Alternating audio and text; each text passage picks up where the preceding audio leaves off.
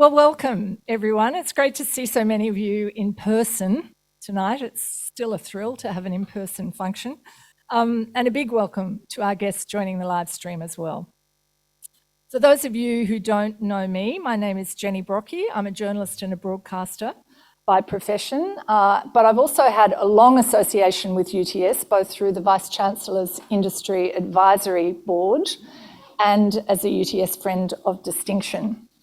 Before we get going tonight, I would like to acknowledge the Gadigal of the Eora Nation, upon whose ancestral lands this campus stands, and acknowledge them as the traditional custodians of knowledge for this land. I'd like to pay my respect to their elders past, present and emerging, and I would particularly like to extend that respect to any First Nations people who are here tonight.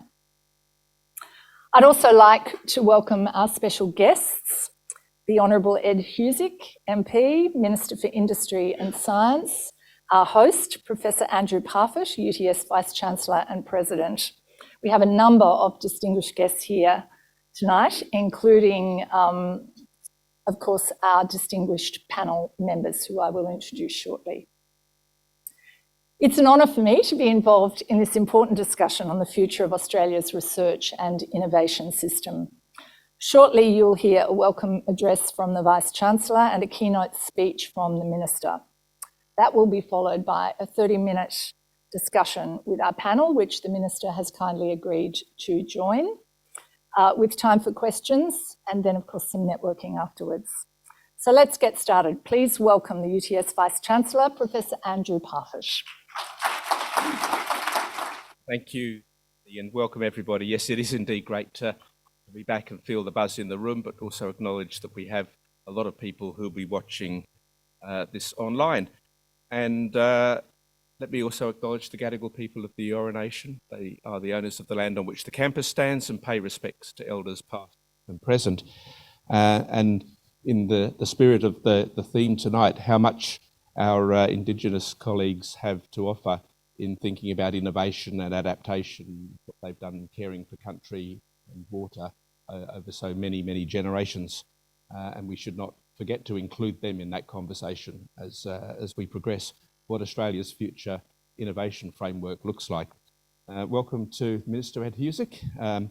Also, Jenny, thank you for agreeing to keep us in order tonight and curate the audition to all of you. Welcome to the UTS campus, and a special thanks to my other panellists, Kate Pounder, Jeff Connolly and Petra, Andrén, who we're looking forward to the conversation. Post-COVID, the world is different. I think we're all seeing it's different. Who would have heard conversations, the intensity that we are at the moment around skills, and notably the gap in skills, and just cannot get, you try and hire somebody in IT at the moment in technology, can't find them. So what do we do about that? And then linked to that, the future of work and the structure of the workforce going forward, very different opportunities, productivity, global dynamics, and most importantly, in that whole context, what does that mean for the economic future of our country, and how does that link with the need to continue to be an innovative nation, driving new businesses, driving new opportunities? But the challenges present opportunities. For universities, we're just about to engage in a very significant national conversation with the discussion around an accord, which essentially represents a chance to really look carefully about what we ask universities to do in teaching and research, but also in how we engage with the knowledge economy more widely, and also to think about how that's funded and what it looks like, both internal to the university and for our external stakeholders. In the areas I raised above, universities can help find the solutions, and we're really eager to be a part of that go forward proposition as to how we can drive economic growth and economic change where it's necessary. So whether it's as a globally connected partner in the worldwide ecosystem, whether it's locally with our communities and precincts, these sorts of things are theme of the moment. So what a great opportunity tonight to kick some of those conversations off. Many of these solutions will be found in partnership. And that's why I'm so pleased to see so many people in this room to start the conversation around what those partnerships would look like. A lot of university impact is derived by partnership. Whether it's technology transfer, UTS examples being things like robotics and the robots that work on the harbour bridge and extend as far as in Japan, looking after power lines, that sort of solution-focused enterprise and research that we do. New science, the green genie opportunity to be able to create algal solutions, new products and services, again, a first in the world and a chance for Australia to lead. Entrepreneurship. We have 45,000 bright, youngish people at UTS and students. And those minds turn towards what new businesses might look like. What a fabulous opportunity that is, and especially as we're right on the doorstep of the emerging State Tech Central precinct, where that is. Not only about technology, it's about how we use it. So our Human Technology Institute thinking about responsible use of AI, and completely transformational ideas, the quantum world. I know the Minister will talk a little bit about that in a moment. So tonight's panel will discuss the future of Australia's research and innovation system. Small topic. It'll look at how we grow the current system into one that rivals others around the world. 2021 Global Innovation Index puts us 25th out of about 130. That's not a bad place to start, but we need to be leaders. If we're going to make a real difference, we need to be leaders. We score very high in many of the measures associated with research performance, but we need to translate that into outcomes and continue to work to shape a framework and an ecosystem to do that. Look forward to the conversation as we go through the night, but now I'd really like to introduce and welcome Minister Ed Husic, who's the Minister for Industry and Science. He has a very, very strong interest in and commitment to Australian tech and digital endeavours, vocal about the need for our country to think ahead about the impact of technology on jobs and communities, and really in a position to shape a future which is very different to the past and very exciting. Please welcome Minister Husic. Hi everyone. I wanted to start by acknowledging as well that we're on the land of the Gadigal and the Eora Nation, and I also represent people who are on the land of the Darug, which is one of the largest urban-based Aboriginal communities in the country, and I just want to pay my respects to all elders past, present, and emerging, and to any Aboriginal and Torres Strait Islander people here tonight.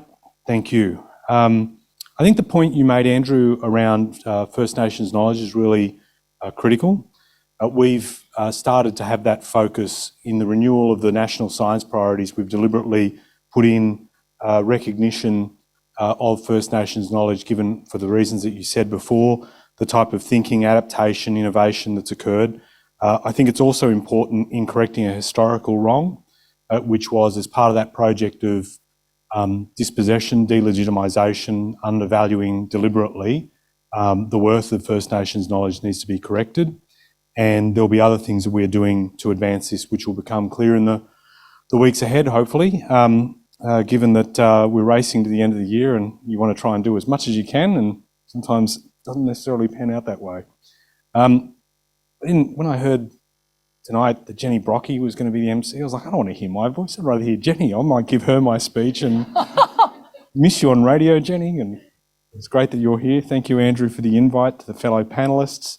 Also, where's Roy Green? Because there's no way. Hey, Roy. Sorry, I'm going to get the contact lenses upgraded. Very nice to see you, Roy, and thank you for your commitment, your sustained passion for, in particular, rebuilding manufacturing capability here.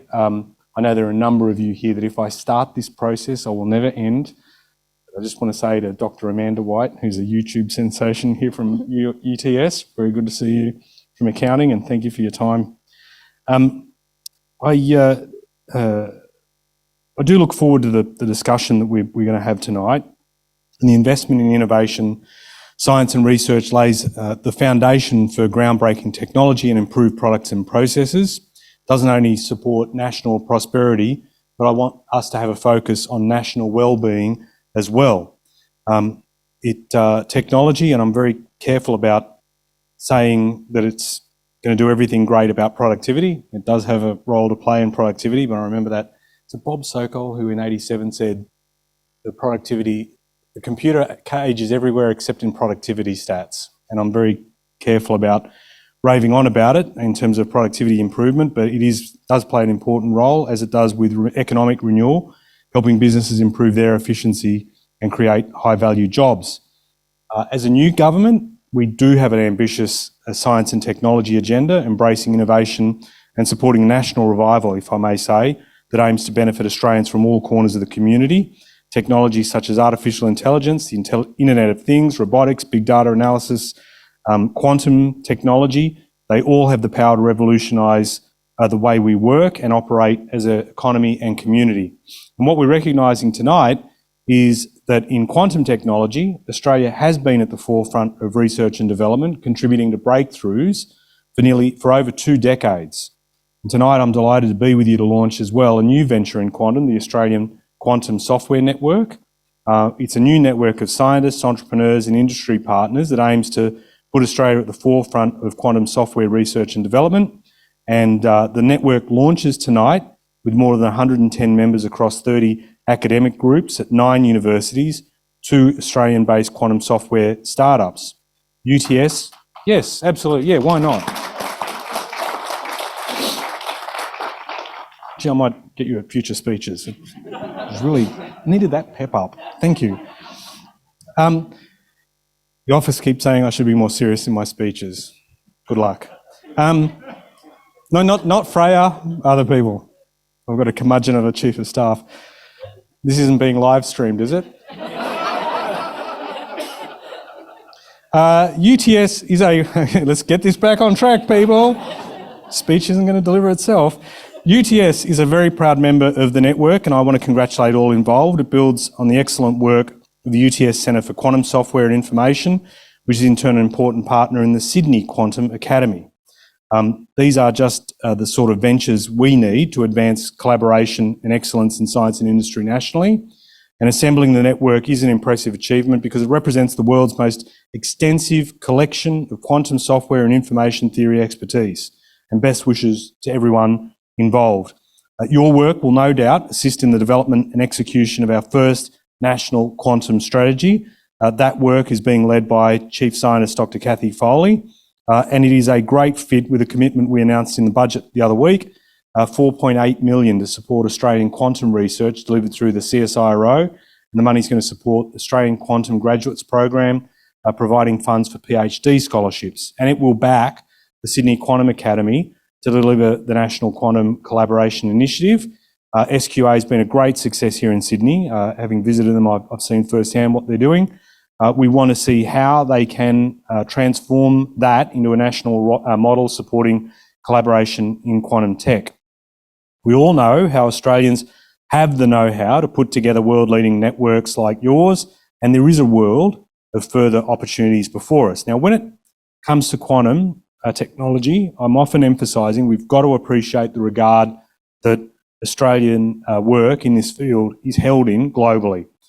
The Albanese government is determined that we continue to sharpen our edge and that we are recognised as a world leader on quantum technology. I want us to nurture local talent as well as attract overseas talent and capital to vault us and entrench us at the front of the quantum pack.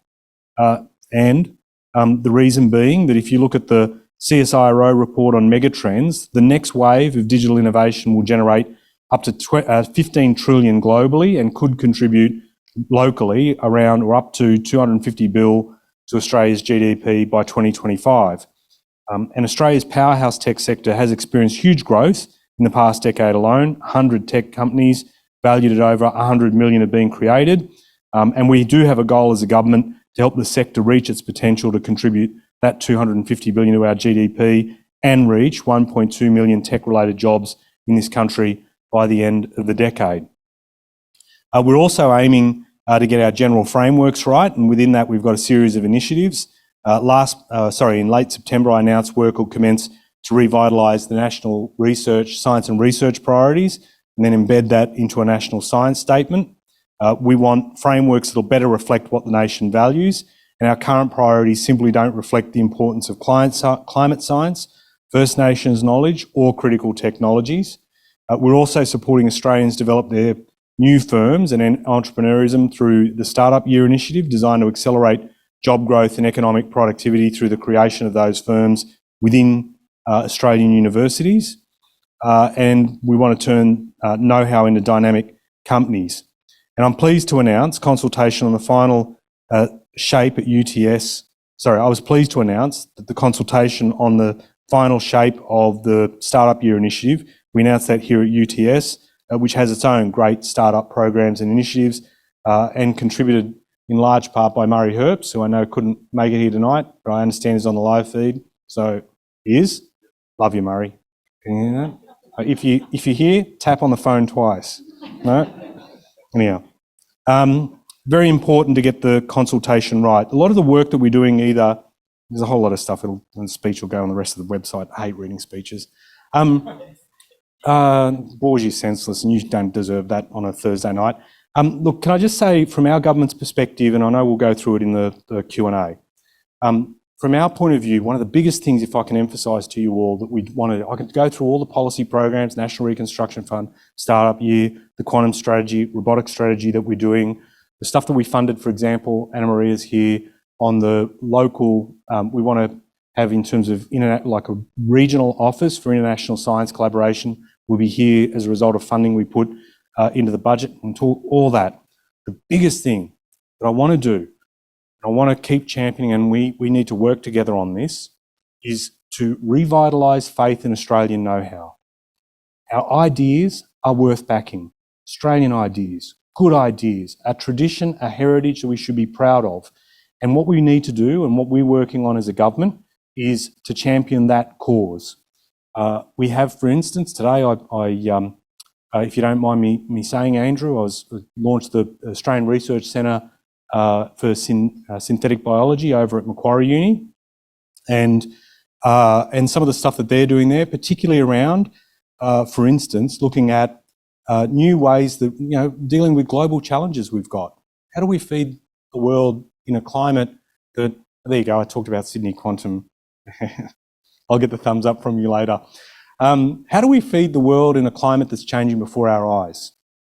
How do we provide for greater production of protein where we don't need to rely on livestock, where land is scarce and we want to be able to find a much more environmentally sustainable way of protein production? Australians can lead in this, and we can be valued if we're working with our international neighbours and our regional neighbours on common problems together. Really important. This is the stuff, can I say to you, that the way we apply our thinking and we make a contribution either to improve the quality of life for Australians or working with our neighbours on common problems through science diplomacy, which we're keen to champion as well, really important. You all have a very important role to play in that. If I can end on this point, I just want to say to all the people that are contributing to that endeavour at a national level of advancing knowledge, advancing human knowledge and making a contribution on the global scale, can I just say on behalf of the government, thank you. Thank you so much for what you're doing, and we will be there to back you, not just in kind words, but we will be there in terms of mobilising the effort, championing your work and celebrating that and backing it in a very practical and fundamentally important way. So thank you very much for your help, and thank you for all you're doing, and thank you for tonight.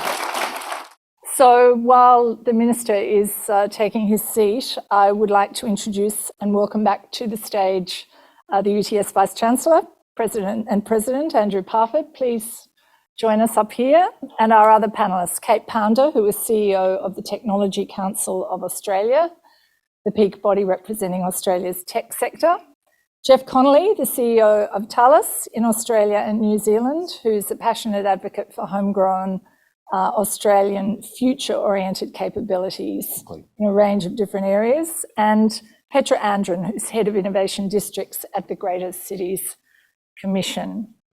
Please welcome our panellists.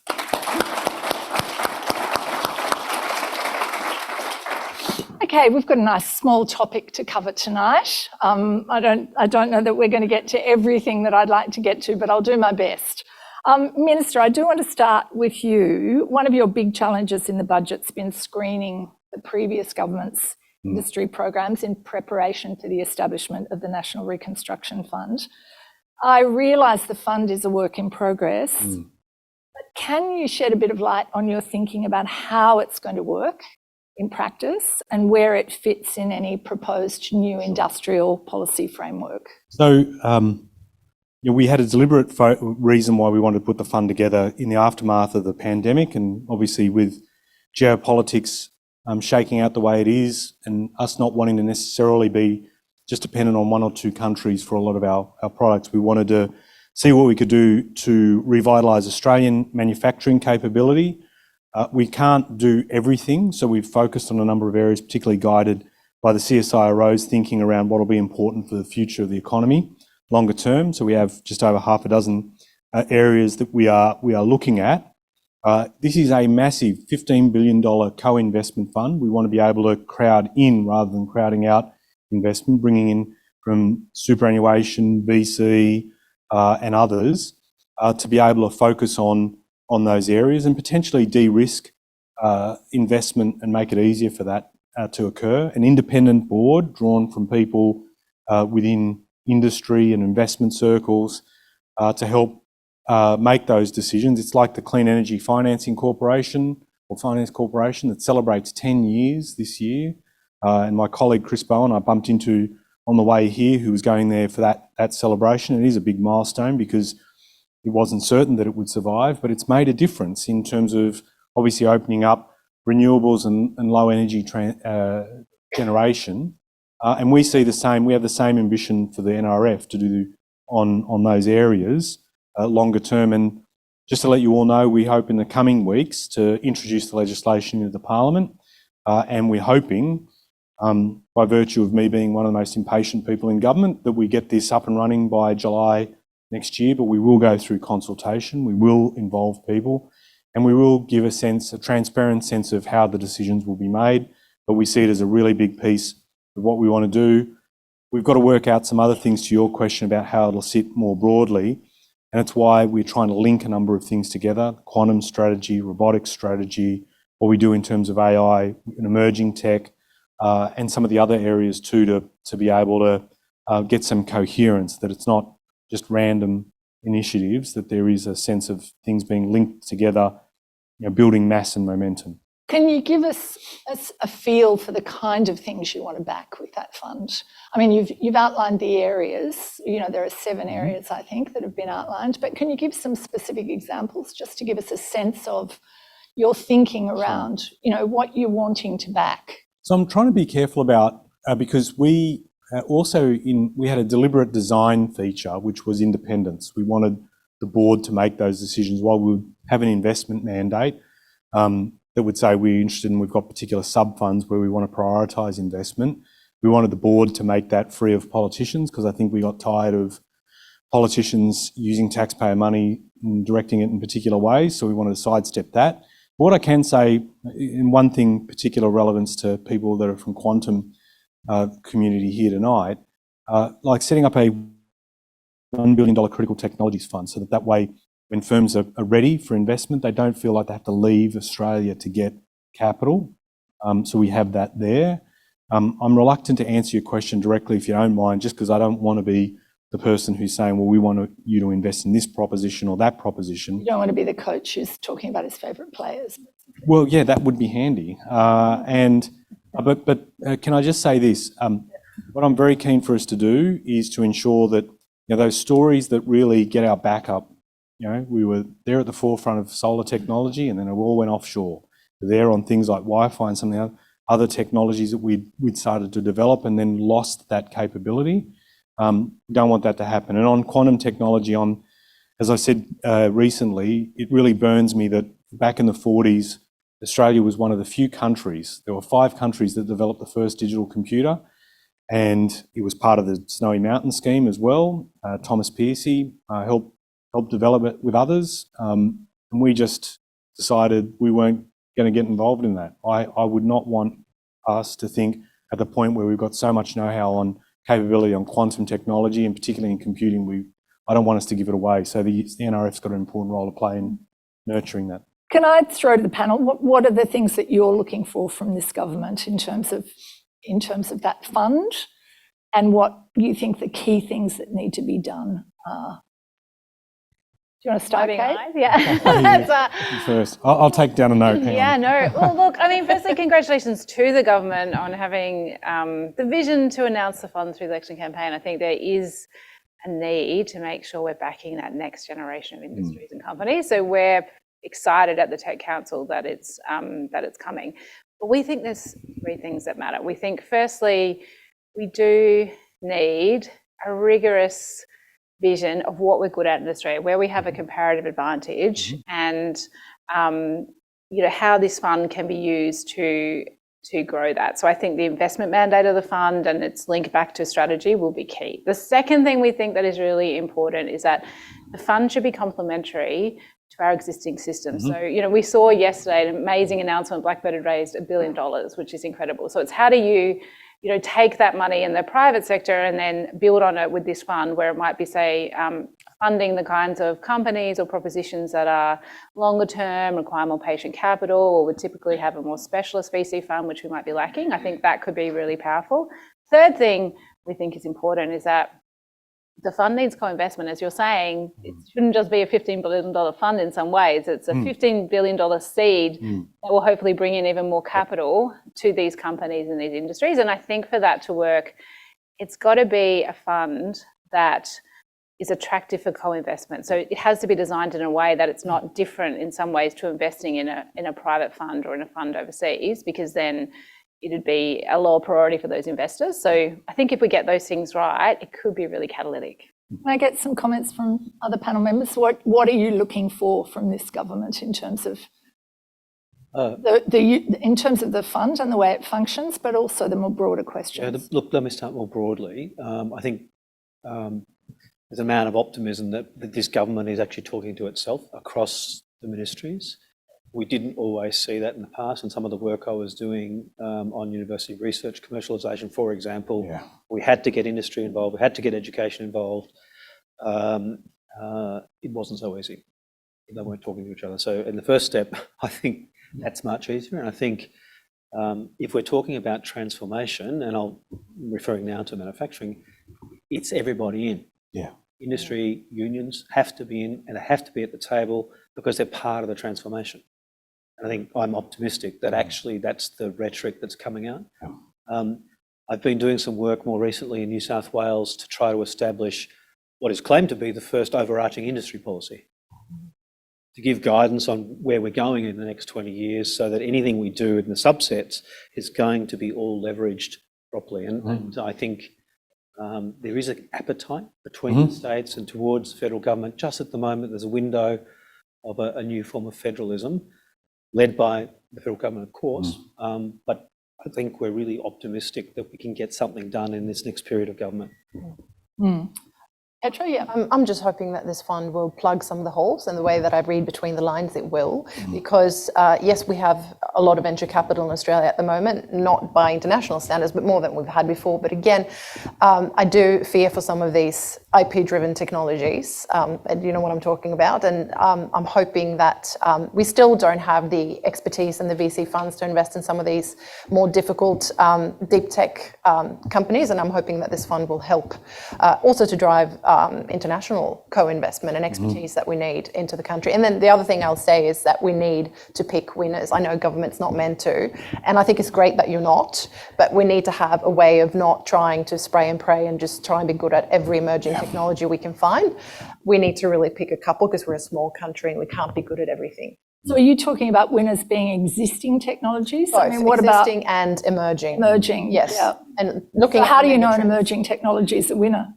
How do you know that quantum, how do we know that that's the winner? We don't, but we need to pick and we need to back, because otherwise we're going to end up not being part of anything. And how long did it take for AI? Like AI started in the 40s, took ages. It went through winters where government funding got pulled and research stalled. And then all of a sudden it became an overnight success. So we've got to work out it. I think those are all good points. Sorry to interject. Andrew, what did you want to say? Look, I think the interesting thing is that I agree with all of the above, but we're going to have a wealth of things to choose from. Yes. If you just look at how Australia positions itself across the whole range of tech R&D and beyond tech, it's pretty impressive. The real question, and $1 billion is an impressive amount of money, but it's not going to cover all of that. So how do we leverage our position, things that we choose to do, that we have to and want to do entirely within Australia? I don't think we should forget that we are in a global system, and where do we find global partners where we need to still, and you know, there are other assets that we have to deploy. So how do we leverage them? And you think about the many billions of dollars in the university sector, in our research sector, trying to get this joined up so that the fund is not an isolated opportunity, but actually can stimulate some of those more systemized funding mechanisms and align behind that, so that we can have a long-term view as to where this is going and feed the pipeline, so that once we've done the first, however many we're going to do first, we're in a position to be able to carry the learnings forward with the next wave of innovation we want to push forward. We've got a lot to get through, and I'm going to try and rocket through as much as I can, and I know there'll be questions, and I'm looking forward to hearing your specific questions. On manufacturing, what is the plan to increase manufacturing? Which areas do you think there's the most potential for with that? In Australia, is it about building manufacturing capability in existing industries, or are you focused more on emerging industries? What's the thinking of the government around manufacturing?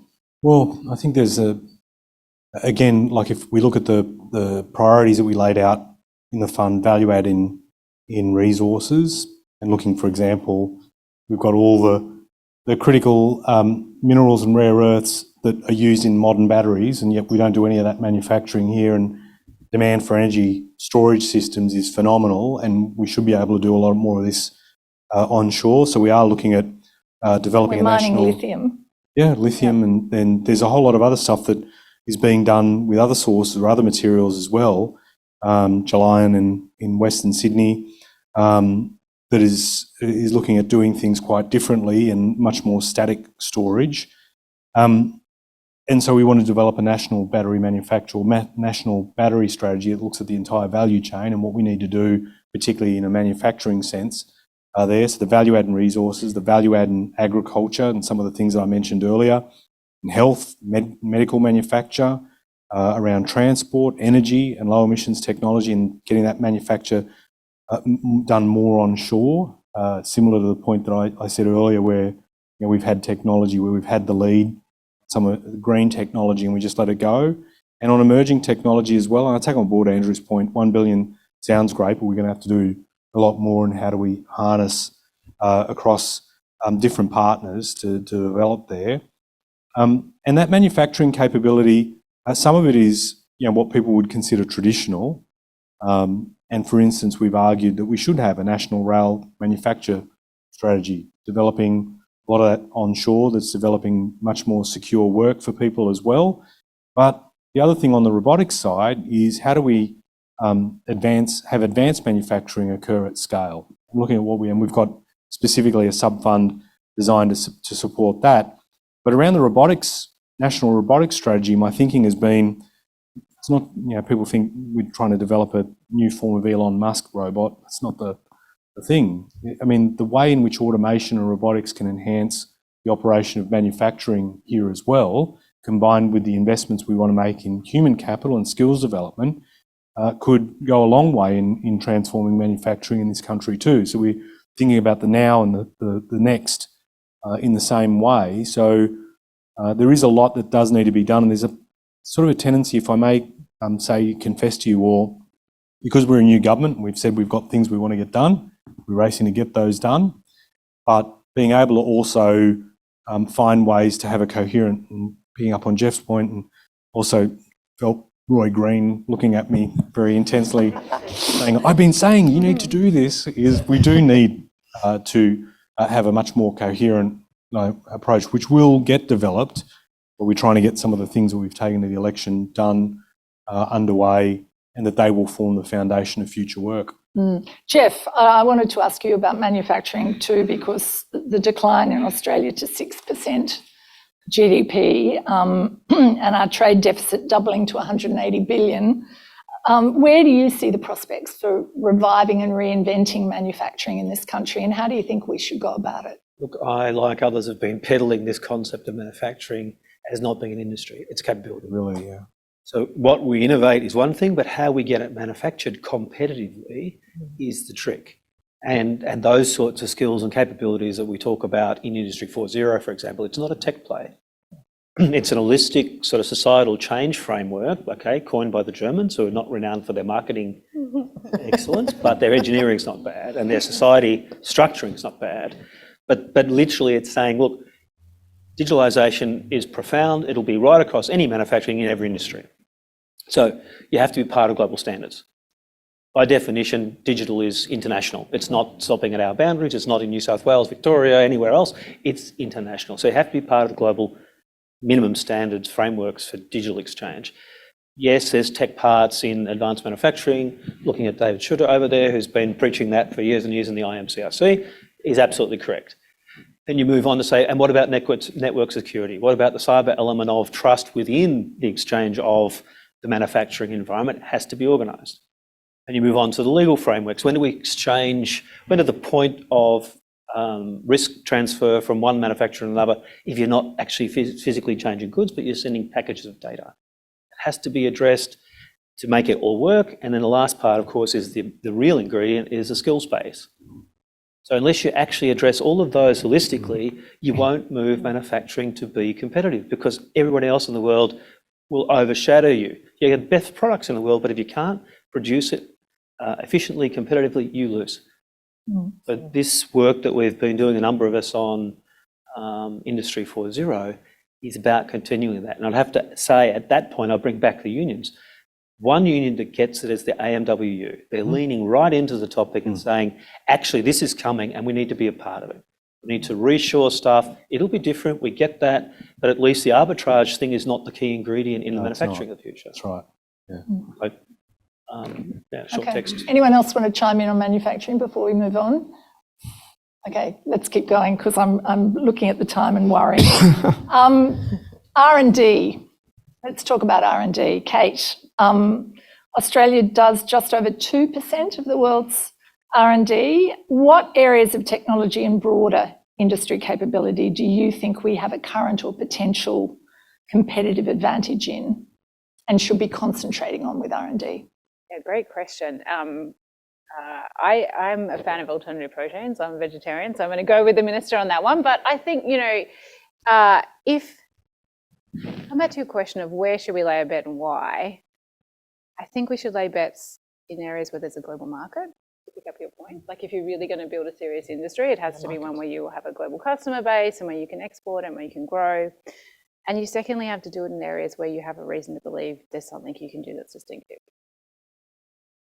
And I think, when I look at where we have succeeded, we give ourselves too little credit for this, I think, but enterprise software. If you literally look at all the different segments of the tech sector in Australia and you ask where have we created the most value over the last few decades, it's enterprise software. If you look at the Atlassians, the culture amps, the safety cultures, Canva, how could I forget them? Like, it's a pretty amazing story, right? And I think, why were we good at software? Because we had the right skills base, because we had a really good, R&D basis in our universities. We have about 7 universities in top 100 for ICT in Australia, because it was easy for us to produce locally. There are all those things that sometimes in manufacturing or hardware-based industries are a disadvantage in terms of exporting, the distance from the rest of the world, the cost of production, the cost of transport, like all of those things levelized. And, all the features that Jeff was just reciting about what you look for in order to be globally integrated and competitive, all of those things are in place in software. So I think we can sort of learn from that and say, for example, where does software now combine with another industry we have strengths? So it's like ag tech, for example, or where does it combine with energy tech or mining tech, all these other things that we're already good at, but when you combine software, then it can be a really amazing new industry. Quantum, I think, is another. Petra, you're nodding your head. Do you want to? Yeah, no, I think it's all about convergence of technologies. I mean, when I came to Australia, there was nothing. There was no ecosystem. That was about 15 years ago. And then I think 2012, roughly, an ecosystem started to take form. And I think we've done really well creating an ecosystem around digital, definitely, but not so much when it comes to agri-food tech, medical, other. And I think the government really needs to pull some heavy levers, because if we're going to get into manufacturing, it's a whole different game, right? Because the Atlassians, the Canvas, they fit into it's a service. It fits Australia, quite frankly, and it's a global digital supply chain fits right in. But if we're going to go into agri-food tech, if we're going to get into these other emerging technologies, we're going to have to really back them, and we're going to have the capabilities. And if I look at the technology readiness level, and this is the other thing, I spent a bit of time in Europe now the last couple of years and coming back, I'm hopeful, but at the same time a little bit disheartened, because I see that ecosystem that was starting to sort of form around these other technologies, and I know it's COVID, but it's kind of gone backwards, and we do need that support, building those capabilities. It's all from spinning out companies, it's all from IP management through to scale up companies that need help, capabilities, because now when they come to 100, 200 people, what do? They get courted by all the overseas companies that offer them all sorts of things, and we lose them. We can't do that. We need to support them, not just with money, but also with capabilities. We need to really nurture them and build those ecosystems around not just digital, but these other technologies as well. If we're going to move towards a knowledge-based economy, be serious about it. Andrew? The only slightly dissenting view that I'd put in there is that we've got a whole No, we said we'd agree on everything. I forgot that. Agreeing with you, just disagreeing with But me. the emerging geopolitics, I think that does play, and the issue of sovereignty means that there are some things that we may naturally not choose to do under those conditions that we might of necessity need to be able to develop capability in. And some things we may just not have a lot of choice in investing in, even though it may not meet some of those conditions that we've talked about. We take it as a given that our research system brings great benefits to Australia's economy and to the society. What do you think our universities should focus on to give that even greater reach? It's a good point, and it's a good moment in time to think about that. I'm not sure everyone sees the asset of the strength of universities in terms of we know the position that the universities, they contribute to the global stock of knowledge and all of those sorts of things. But we often look at universities through two independent prisms. We look at them through the education and the skills agenda, and that, historically we've had conversations around job-ready graduates and changing the system there and what that looks like. We've had research reforms and reviews and look at it through that lens. I'm not understating the fact that if we get the Accord discussion right, we almost have a once-in-a-generation opportunity to look at it from a comprehensive view of what we want from the university, which puts into play university's role in research translation and how it plugs into an ecosystem. So that would be the first point. The second point I'd make is that in that process, I hope that universities will take a leadership role in shaping what the external ecosystem looks like. We've had lots of experiments with models of research translation and funding. We do need to land what an Australian model looks like for the industry sector we've got. So working closely with government around not necessarily, perhaps taking the best of examples we see globally, but some of the things that work in different economies are not sustainable here. Now's a really good time to work out how our industry sector can plug into the whatever a new university model looks like. That, I think, is the opportunity in front of us. Minister, before we leave R&D, I just want to ask you about the current tax concessions and whether you see those as an effective lever to encourage R&D, or do you think there are more effective ways to encourage it? I'd answer that in a number of ways. One, what I get particularly from early stage innovators, they say to me, the one thing that we want you to do with the RDTI is do nothing to it. Because they value it. Right? So I'm not prone to doing anything knee-jerk on that, and I don't look at it as RDTI is the one thing that fixes what we need to do in research and development in Australia. I think we do need to get a few things in order. We need to have a recognition that government markets, and there's a lot of dynamism that emerges out of markets, but a lot of it is underpinned fundamentally by government investments in research, and basic research in particular, and valuing that, really important. Then being able to do things in a way, can I tell you, Andrew, and I've said this to others, I deliberately avoided making any election policy that sounded like we do another bloody review into commercialisation. There's 60 of these things. They've been sitting on the shelves, and I'm not about one of them. And Yeah. Maybe mine was a 60. Exactly. I feel your pain.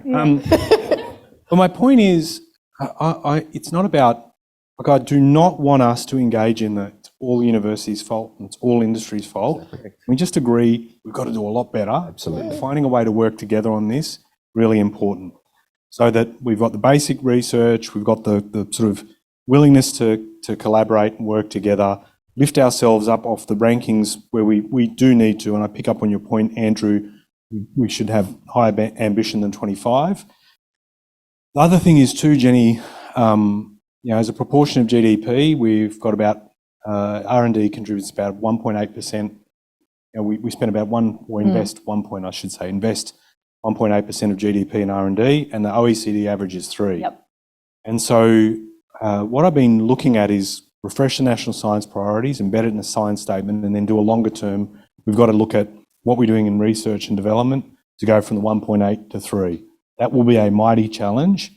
And the reason why I didn't say, well, yeah, we need to change RDTI, we need to have a whole look at, well, what are we going to do to change things?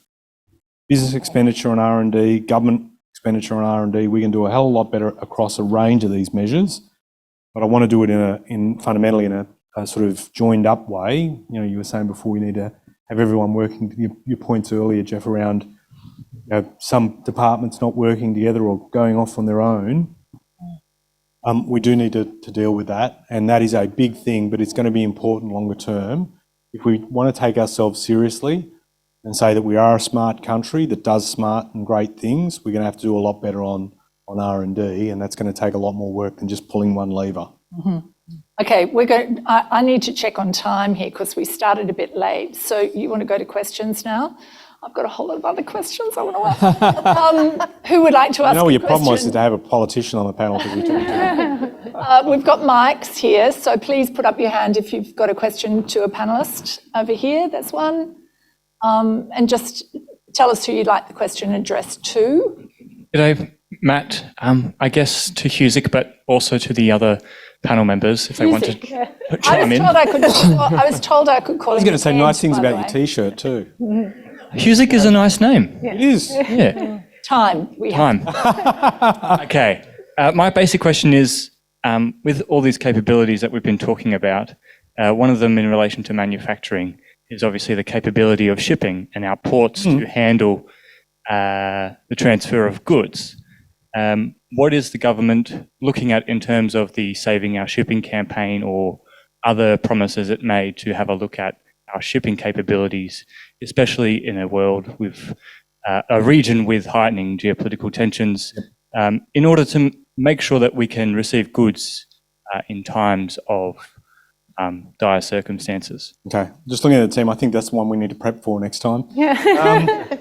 Didn't expect that question, but it is an important one because we do need to have we've announced plans in terms of strategic fleet, recognising some of the points that you've raised. One of the things that I do want to look at in particular is looking at the Australian Jobs Act and potential reform of that, because the whole private procurement, as much as we're looking at reforming public, I think we need to have at the same time a very big focus on private procurement as well, and to boost local industry input on some of these things is important. In terms of port reform, I'm going to be quite frank with you, that's outside my patch, and I'm not going to wade into Catherine King's area, but on shipping more broadly, I think there is stuff that we can do there. And there's also stuff, if I can say, related from a maritime perspective, but not directly in the way that you've asked me in the question. And we've got a whole lot of stuff we want to do on offshore wind generation, energy generation, and how we engage Australian industry to contribute on that,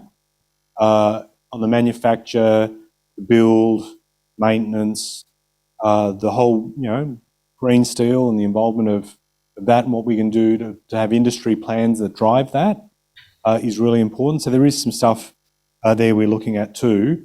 But we do need to coordinate, and again, we'll be making some announcements on that score in the near future too. But I am very much alive to those issues you've raised. Okay, Husic more out. questions. Hands up, more questions? Yes. Bradley Williams from UTS and also Director of the Defence Innovation Network for the Minister. One of the discussions in defence is sovereign industry capability. And in our work with SMEs and startups, taking us back to the discussion that we've had today, a lot of it is supply side from the cash point of view. Yeah. And the governments trickle down from federal to state and local are huge procurers of services and products and goods. And the companies tell us that in many ways they'd prefer a contract as opposed to a grant. A contract to supply for procurement as opposed to a grant. Your comments, Minister? Be good about defence, be good about defence, be good about Very keen for us to work with defence because they have a very big impact on Australian industry capability, and I think if they set their ambitions higher, we can achieve a lot. Is that okay? Yeah. That's good. That's a good start. Anything else you'd like to? I think Jeff is prepared to save you. Yeah, I think Jeff wants to jump in. Okay, so No, ask me, I've got to respond to the man. So, look, there is, can I pick up Petra's point on TRL? One of the things I've been keen and I'm not deflecting, I'm going to come back, just bear with me, and I'm going to do it quick because Brockie's at me. To be quick. I'm encouraging the Department of Industry to look at all the programs that we have and line them up on a TRL line. And are we overweight or underweight on some stuff where we can make a contribution, particularly 4 to 7, right? So I am looking at that. There is, the NRF will play a big role for, if I can put it, more mature companies that are after a combination of either loans, equity injection or guarantees. That's what the NRF will do. But grants have a very important role to play for companies at their particular points in their life cycle. So, I do recognise the role that grants will play.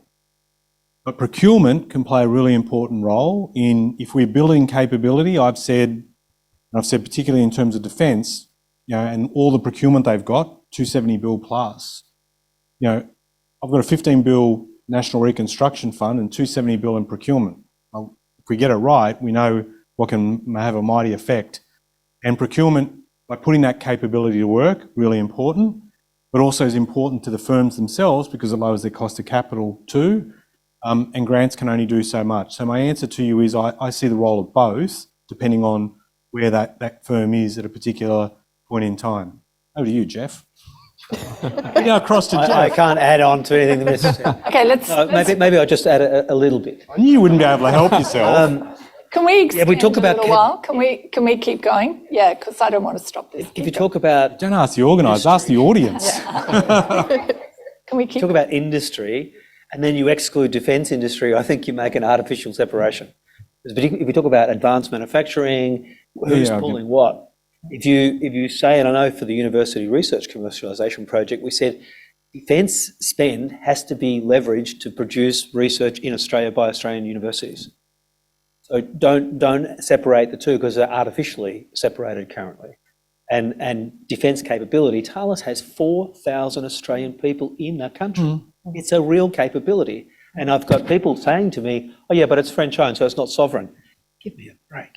It couldn't be anything more Australian than what's done in the old ADI that is. Yeah, I know. I'm not, can I just say, I know you don't want this to devolve into a No, we don't back want and to forth, get but just very deep in the quickly, but on weeds. defence, so the reason why I've said it is not because I don't recognise the value of the defence industry. Like I've been involved in this space. I worked as a young staffer for a bloke called Roger Price who 30 years this month released what was later dubbed as the Price Report on defence industry and talked about boosting local industry participation. So I've followed this for a while. My thing is, and having spoken, I actually had a convo, if you don't mind, I hope he doesn't mind me saying, with Kim Carr last night where we were talking about the huge role of, in terms of him wanting, he said when he was minister, he tried to get defence industry into the industry department so that he could drive that because he recognised it. And I've said my basic point is, I've been very diplomatic about it. I'm just going to be blunt. Defence needs to do better on procurement and involvement of Australian industry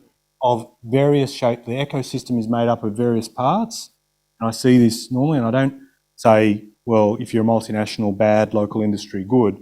But I am championing local industry involvement Defence does need to frankly, and I know, talking with my colleagues Richard Miles through to Matt Thistlethwaite and Pat Conroy, they are very focused on this in terms of boosting local industry participation, but with a mind to working with the bigger firms, regardless of what you say. Exactly. Hello, Defence. Okay, who'd like to? I'm getting a call tomorrow, I know that. I am Andrea Gardner from GLX Ventures. We invest in, we've got quite a substantial portfolio of investments in deep tech from, basically derived from different universities or generated by different universities. We have a very variable experience of, the startups experience, I suppose, in, liberating the technology from the universities so that they can commercialise it. And sometimes it's really painful and almost impossible. And so I'm just wondering, is it a complete pipe dream? And I suppose I'm addressing my question to the Vice-Chancellor here, to think that there could be any possibility of maybe universities getting together and working out some sort of broadly agreed structure and terms for this kind of thing, maybe along the lines that, we have for investing in startups. Yeah, look, what a good idea. It's a good idea, and it actually has been attempted. So the ATN group of universities developed a set of IP principles, which were designed to do just that. It's no use to anybody if the IP gets locked up in the university and can't get out to be deployed. We don't have the capacity to be able to do that. I think it's not so much that the machinery of the IP, it does actually boil down to the culture and focus of the university, which is the bit that needs to change. So a view that, sure, we would like to have some benefit from the things that we've done, but you get no benefit out of something that doesn't actually get deployed. So if that's your starting point, then you can usually get to an arrangement. So I don't think it's a pipe dream to think that it would happen. I think that there are some good experiments around that. And I think in that discussion around the role of universities that we were talking about in that, particularly the TRL 4 to 7 level where the stuff is there to be developed, that's where we the incentives and drivers should work in favour of that. You want to? Yeah, I just wanted to add to this. And I know the Minister hoped that he'd get away with this question, but I actually think the NRF could be really transformative here, because if one of the requirements of the NRF is that you have to get co-investment to get the funding, then it basically says, to your exact point, is this IP structure and equity arrangements that are being set for this company attractive to other investors to come in? And this is what I've heard from companies coming out of unis. It's sort of, if they are, then they can go great guns. If they're not, then it can often be the thing that holds them back and actually prevents them from getting that funding that allows them to scale. So I think the way you design the NRF here can be really powerful, actually, and incentivising the units to doing the right thing, like ATN, to be the ones who are more likely to produce the companies that are more likely to go in and get the funding and scale. Yeah. Do we have any more questions? I'm going to jump in with a couple if we don't. Is that all right? Oh, yes. Thanks, guys. Joseph Brooks, I'm a journalist at a company called innovationoz.com. Mr. Husic, I just wanted to... Read and love your work. Thank you. I just wanted to press you on that. Influences the question. More coherent industry policy. Yeah. You said, I think you may have said there it will be developed, it's coming. So could you maybe give us a bit more on the scale of that, what you're thinking about that? Have those discussions gone, to the upper echelons of government? Is Mr. Albanese talking about this sort of stuff, and when could we expect something like that? Well, we have this secret plan that I can't release.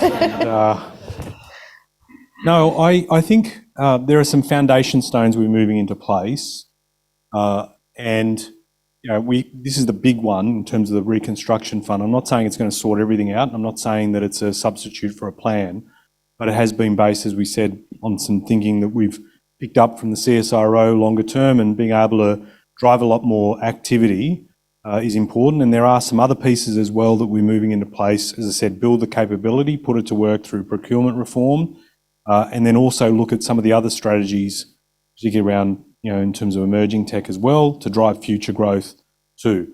But there is going to be a need for us once we get, because this great thing about 3-year terms means that I'm very focused to a point of obsession about making sure that all the things we said we would do as part of our election commitments will get done.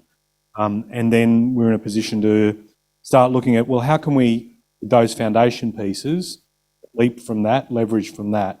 And there are some things, for example, with the procurement reform and the Future Made in Australia office that will be set up as part of that, there are a string of industry plans that I want to be able to see developed across those priorities that we've set out in the NRF. And looking at those things and trying to create common threads across all that will be important. So there will be that work that does get done, but I've also shied away from saying we'll have one big great plan. OBGP is the sort of working title. I've not necessarily come out and said that, but there'll be a lot of fury and furious work being done to try and advance across those priority areas. I'm very aware, Petra, that your specialist area around ecosystems and precincts and so on, we haven't touched on. And it sort of dovetails into a question I had more broadly about risk aversion. How do we address risk aversion in this country? Would you like to talk a little bit about that and about the role you see for those things in the context of this discussion? I can start with ecosystems. Ecosystems, I think, are extremely important. I see a lot of duplications across the nation, actually. And I think not only do we need to pick the industries that we want to focus on, we also, to some extent, need to say, this is where we're going to do it. Because we need to complement each other. I mean, it sounds very cliche, but you want to collaborate to compete.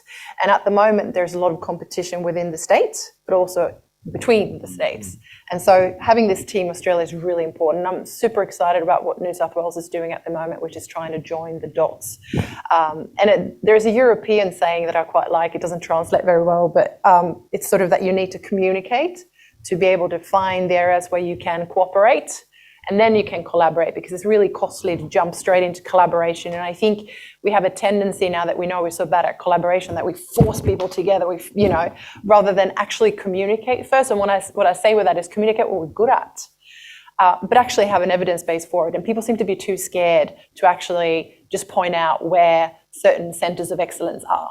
We know where they are, but we need to communicate that. And if you communicate, then this competition, there's a bit of healthy competition that needs to be there, but we don't want to duplicate each other, because we're such a small country. We need to pick a few things, and we need to have ecosystem that has a scale to allow for specialisation. And that's what we want to do in New South Wales, to essentially join up the various innovation districts and precincts across the 6 cities and turn it into something that has global significance, because it allows for that specialisation and reduction of duplication, which we've got at the moment. So risk aversion, look, it's funny how every 23-year-old has a mortgage. I never quite understood that. But it's something that's never brought up. I constantly hear that Australians are so risk averse, but I think a bit of it has to do with the way that things work here as well. I don't think Australians are that risk averse. I just think that it's a culture, and it's an ecosystem that needs to be built out, and we need more support. And again, we need more support from different innovation ecosystem. And what about in terms of the precinct idea, post-COVID, given the number of people still working at home, what impact is that having on the concept of precincts, do you think? Look, I think that co-working spaces, that kind of, if we're talking about, precincts are about clustering, right? And having a critical mass. Of course, now that people spend sort of 2-3 days at home, they're communicating in, the place perhaps matters a bit less. But then again, we've got new on-ramps into place, which are the digital connectivity. And I think it's actually an opportunity, again, to grow these ecosystems beyond what they were. And it's not just about place, because the borders of innovation are porous. And so I think it's an opportunity, because these innovation districts need to connect, not just with themselves, but also with the world. And so I want to see it as an opportunity. I'm an optimist, as people who know me know. I don't want to see it as something negative, but it means that we got to operate slightly differently. Okay, I'm going to ask these 4 panelists what you think the priorities should be moving ahead in this whole area of industry policy, and how we actually kick off into a new phase here. Just a quick comment on that giant topic from each of you. What do you think the priorities should be now? What do you want to say to this man? Well, he hears a lot from me, but I'll say it in public. We need a vision. I think this is a chance to reset and describe what we're great at, but in a way that Australians feel proud of and they feel connected to and they can see the benefit from them. I think that's really key. Secondly, we have to get the foundational policy settings right. Like so often, the thing that's hard for a startup or a company growing will be, the RDTI claims, or if a foreign investment review process is longer than other people and it holds up their VC deal, or if the skilled migration system is not working. Like those basic things are often the things that make the difference when you're a business and trying to scale and grow. And then I think we identify any gaps. If we have an industry like quantum, which has huge potential but will need government funding for a period to help it scale because it's a longer term area, then that's, there's sort of that market failure or some kind of government failure, then, they're the pieces where we should do the specific interventions. Mm-hmm. Jeff, quick comment from you on this. I think there's the issue of leverage, leveraging existing capability, leveraging what we're good at, leveraging existing work that's been done as a start point. But then you don't have to pick winners in winning industries, but if you pick winning capabilities, you can't lose. You've got to vision what that looks like in the future. So I would say the enabling pieces for an industry, arming the industry to be future ready is probably the most important thing we can work on, as the rest will sort of self-out. Petra? Yeah, no, I completely agree with that. And changing the narrative and making robotics, med tech and agri-food tech just as sexy as digital. Can we do that? Mm-hmm. Because there are too few voices, I feel. And if we want to have a more inclusive ecosystem, which I think we should have, then we need to embrace all of these technologies into one big ecosystem. We can't just define a startup as SaaS software. We've got to move on from that. Andrew?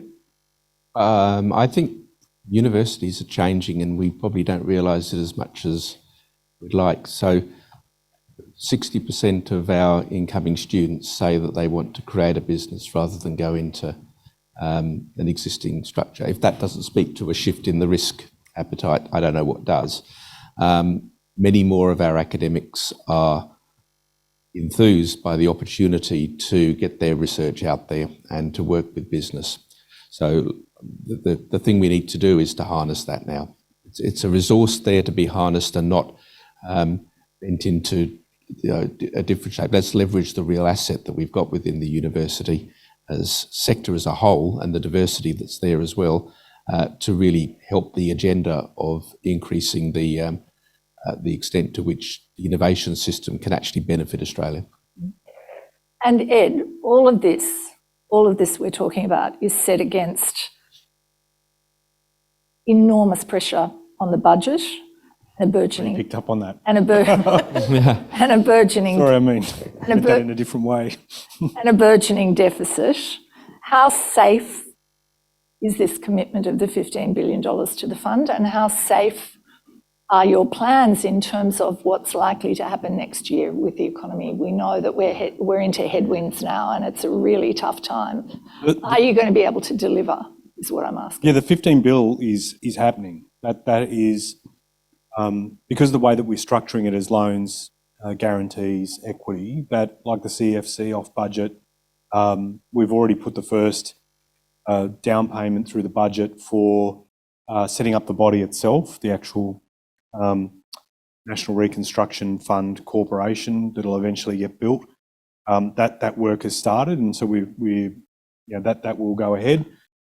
There's a whole look at, you asked me earlier about looking at the previous spending of the former government, and I've been very careful about in coming in as a new industry minister that unlike what our political competition did when they got in 13, they just cut everything that had a Labor tag to it. My view is to not just do that. If there's stuff that's working, maintain it, and if there's stuff that's not, get rid of it. And we are looking at different ways of reprioritising or reprofiling spending, particularly around to get the balance right on, for example, to your question around grants v procurement, getting all that shaped up. So that's there, and I'm very conscious. I mean, we did make a big contribution in the federal budget through my portfolio, largely because the economic challenge, that inflation zombie that busted its way out of the crypt in the last term of Parliament, we've got to rein that in because the distortionary impact on the economy and the effect on industry will be big. And so we've been working a lot to rein in spending as part of an economic priority. But I guess So that, we're going to have to wrap up because I'm getting signs from here. I guess my question is, how confident are you that you're going to be able to do what you want to do, given those budget pressures? yeah. I'm absolutely confident on that. But I just want to end on one contrarian point, just taking a different view on Kate. I have a very boring, pragmatic, practical view on things. And so, like, getting the NRF, like, that sets out a vision about what we want to do in terms of across a number of different areas. The picking winners thing that Petra raised, like, we already do this as a nation, be it on, look at CRCs, industry growth centres, while they're not, there's a whole thing about what their future is. We've leaned into some things, right? But I'm not, and I know this will probably make me hardly unpopular, but I'm not interested in necessarily just creating a vision document for its own sake, right? I think we've got some big parts that people know, the signals we're sending, that we've said, we've come out of the pandemic, want to do things differently. We do need to revitalise industry. We do need to have a sense of rebuilding capability. Not doing it all across the board. We're picking some areas, effectively close to picking winners in some industry sectors guided on advice. We will get that happening. But I'm not going to, if I may say, and I know I'm being bitterly unfair in terms of characterising in the way that I am with the points that you've raised, and I have taken on board what you've said, but I ain't going to do just the vision for the sake of another doc, because I think my criticism of the former government is they felt like, oh, well, if that's being asked of us, we'll just do it. But their heart really wasn't there. They didn't back it up with resources, and they never delivered. And so that's why I've had this sort of brutally pragmatic view of my role. You're going to have this conversation out there. Yeah, no. We have it daily. It's, yeah. I think we are. I'm getting very strong signs that we're way over time. From who is it? I'm not going to tell you who it is. This person. I would love to keep going. Great conversation. Thank you very much to our panellists. Please thank our panellists.